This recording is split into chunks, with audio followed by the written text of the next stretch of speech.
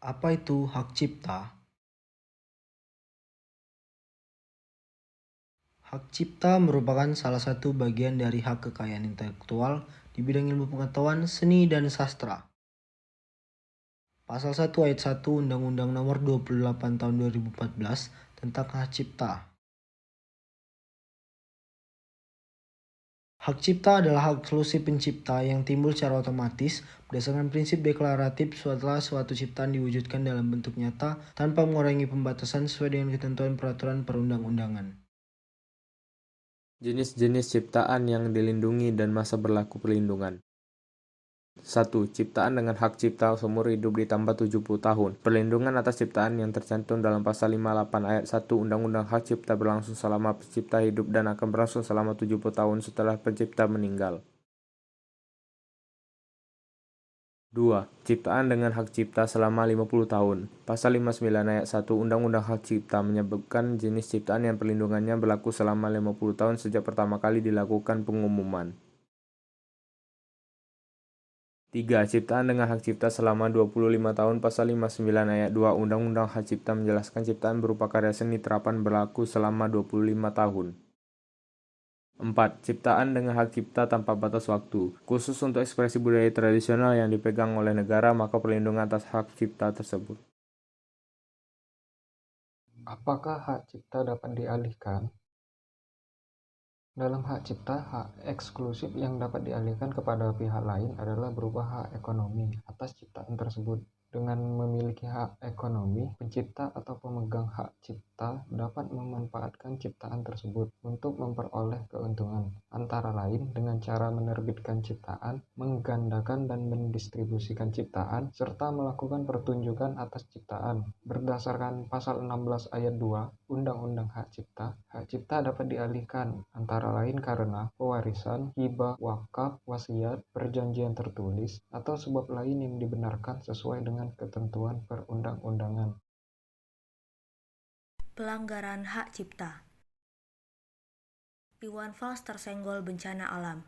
Penyanyi senior Iwan Fals pernah dilaporkan melanggar hak cipta ketika membawakan lagu Bencana Alam di stasiun televisi TV One 16 Oktober 2009 silam. Toto Gunarto, pencipta lagu, tidak terima ketika TV One mencantumkan Iwan Fals sebagai yang menciptakannya. Pihak televisi mengaku pencantuman nama Iwan Fals sudah berkoordinasi dengan pihak Iwan. Tidak terima dengan tindakan itu, Toto melaporkan Iwan Fals ke Polda Metro Jaya pada 20 April 2014. Melalui kuasa hukumnya, Toto menuntut tindak pidana hak cipta pasal 2 ayat 1 atau pasal 49 ayat 2 Undang-Undang Nomor 19 Tahun 2002 tentang hak cipta.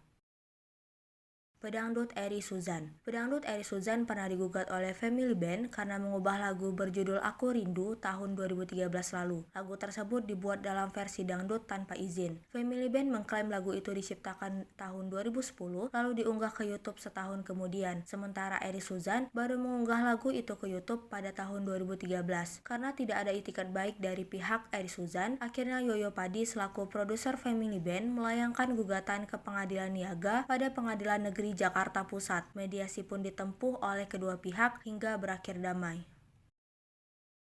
Grup band Dewa 19. Grup band Dewa 19 pernah terjerat kasus hak cipta lagu berjudul Arjuna pada 2002 silam. Yudhistira Masardi selaku penulis Arjuna Mencari Cinta merasa keberatan saat grup Ahmad Dhani CS itu menggunakan judul novel tersebut untuk lagu di album Dewa 19. Perseteruan semakin memanas ketika Dewa 19 tetap melakukan promosi. Setelah melalui proses negosiasi yang panjang, pihak Dewa 19 bersedia mengganti judul dari Arjuna Mencari Cinta menjadi Arjuna. Dalam menggunakan sebuah media, tentunya terdapat norma serta etika yang harus dijalankan oleh masyarakat agar penggunaannya tidak melenceng dari yang seharusnya. Salah satu etika dalam bermedia adalah tidak melakukan plagiarisme atau meniru dan mengambil milik orang lain tanpa izin atau mencantumkan sumbernya. Meminta izin dan mencantumkan sumber merupakan salah satu etika yang benar dan seharusnya diketahui serta dilakukan oleh masyarakat dalam menggunakan suatu media. Meski terdengar remeh, nyatanya hal tersebut sangat penting sebagai sebuah apresiasi terhadap seniman yang telah berkarya. Di Indonesia sendiri, pelanggaran hak cipta bukanlah hal yang sangat jarang. Kita tidak bisa menyalahkan orang lain terhadap masalah ini. Cukuplah kita introspeksi diri kita sendiri, apakah sudah menghargai karya hak cipta orang lain apa belum. Terkadang kita sering menyalahkan ataupun menghujat orang lain, tapi tanpa kita sadari kesalahan yang sama ada pada diri kita. Maka dari itu, kami di sini mengajak rekan-rekan para penonton untuk bersama-sama menghargai hak cipta.